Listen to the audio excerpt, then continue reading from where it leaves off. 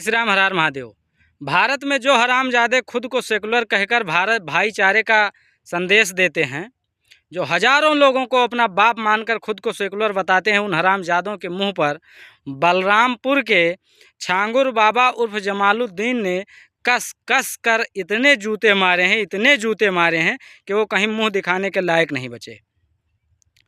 ये जो छांगुर बाबा ने लड़कियों का धर्मांतरण के लिए लड़कियों का रेट लगाया था 10 से 15 लाख, 8 से 10 लाख, ये उन्हीं सेकुलर हरामजादों के लड़कियों का रेट है।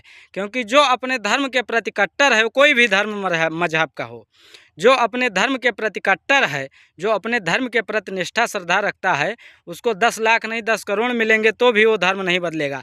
लेकिन जो सेकुलर हैं, जिनका परिवार सेकुलर है, जो हजारों सैकड़ों लोगों को अपना बाप मानते हैं, उनके घर की लड़कियां 8-10 लाख नहीं 8-10 हज़ार पे ही धर्मांतरण कर लेंगी।